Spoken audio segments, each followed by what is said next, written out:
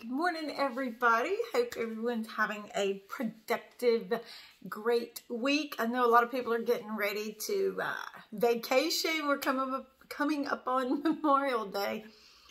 I'm so crazy. My little girl's getting out of school, so I was trying to find us a little small mommy-daughter vacay to go on, and we were going to head down to Destin, Fort Walton area, and couldn't get a hotel anywhere. Everything was like double priced and full, and I'm like, what's going on? And somebody pointed out it was Memorial Day. So this is how out of it I stay because I'm so busy. I didn't even realize it was Memorial Day. So I didn't understand why everybody was packing up and getting ready to go places. But anyhow, we're joining all of the vacationers, even though we were technically not going for the holiday and we're going away. So I will be bringing you some broadcasting, hopefully from our balcony overlooking the ocean.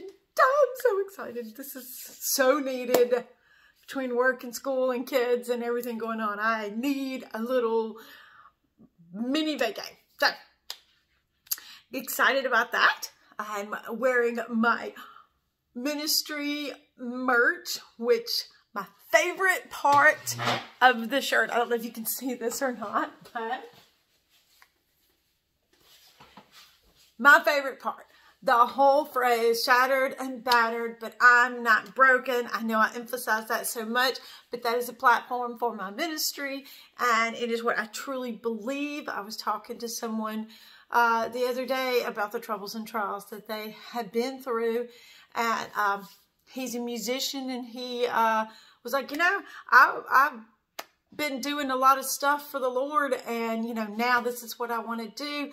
And the fact that you come from places where you have struggled, the fact that you have been shattered and battered and pushed around, sometimes enables you to receive more blessings. Sometimes it enables you to be more of a blessing to other people. And that just really, every time I think about it, it makes me smile and it makes me happy. And I want to just continuously reach out to anyone who feels like they have just really been put through the ringer. You know, there's a lot of people out there who think that I'm just not worthy. You know, they think, well, God forgot about me. I've gone through this. I've gone through that. He wouldn't want me in his kingdom, or he wouldn't want me helping others. I'm not good enough. There's so many lies that Satan tells you to make you feel like you can't be part of the kingdom of God. And I'm here to tell you that anybody, it doesn't matter how much you've been shattered or how much you've been battered.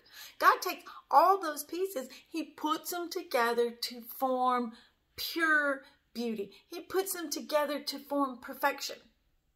And all you have to do is ask, and he's there for you. And speaking along those lines, my daughter and I were reading our Bible reading last night. We were finishing up the book of Job. It's a hard book to read. First of all, the wording is very difficult, and at times it's almost depressing, but it's also uplifting.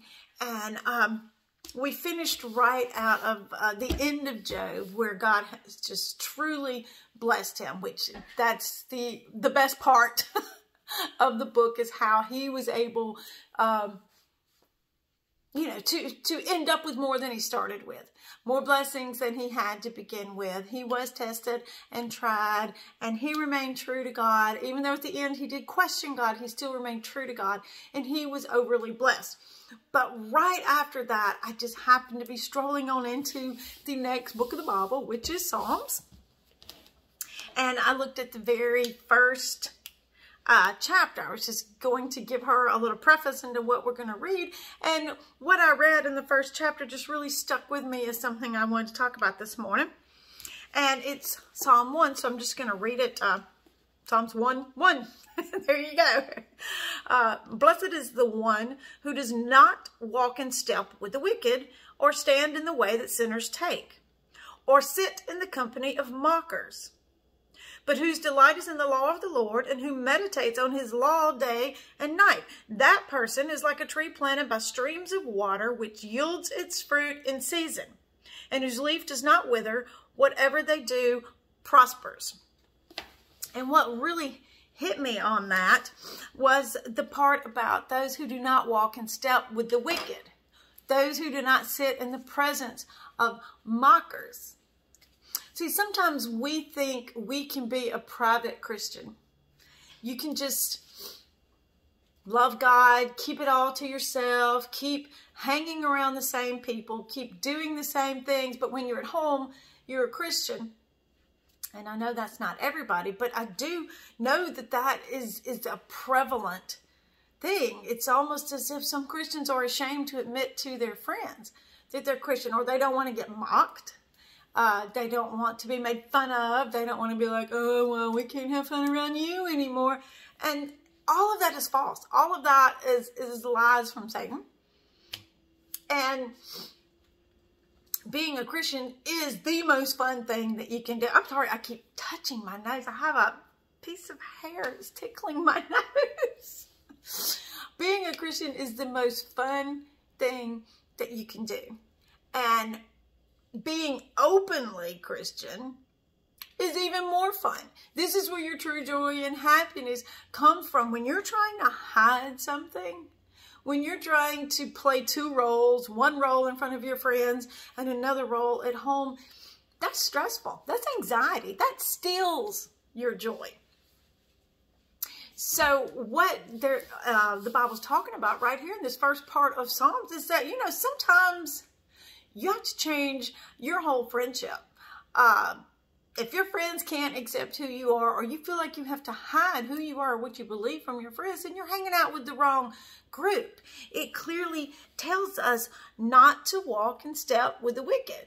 So if someone doesn't support your Christianity, that's not to say they have to believe every single thing you believe, but if they don't support your Christianity, then you're just hanging in with Satan the whole time. This is stealing your joy. It's stealing your happiness. It's pulling you down. The object is to pull them up. And you can't pull them up if you're not talking about what's going on in your life, if you're not talking about your walk with Christ and how important this is. And it's just, I get so excited and so happy when I start talking about things, because I'm saying this not because I'm preaching at you. I'm saying it because a lot of this is self-realization. These are things I've realized within myself that has changed my life. It's changed my life and created in me a happy, bubbly person who wasn't always that way. I lived in a very stressful life, and I did try to live two lifestyles for a while because I had everything I was raised with, all my Christian beliefs and morals and background that were instilled in me. And I lived my life being a good person, trying to do the right thing, trying to be kind to others, doing all the things that I felt like I was supposed to do, but I wasn't openly proclaiming Christianity, and I wasn't openly talking about it. So people, it was just, I don't have enough time to explain everything, but I will say living a double life or trying to hang out with this group of people and be something different inside, it doesn't work. And as it says, you need to get away from the wicked, get away from the mockers. If you're sitting amongst the people mocking others, you're just as guilty as they are. Bottom line, that's what it means. Recently, I reconnected with a really good friend of mine. We used to hang out. As a matter of fact, we used to party together, and never did anything wrong or bad, but we also were not living in a Christian lifestyle. And she and I reconnected, and she has totally turned her life over. And now when we get together, we can be in a wholesome environment. We can laugh and joke and have the same amount of fun, even more fun than what we had before, but we're doing it on a different level.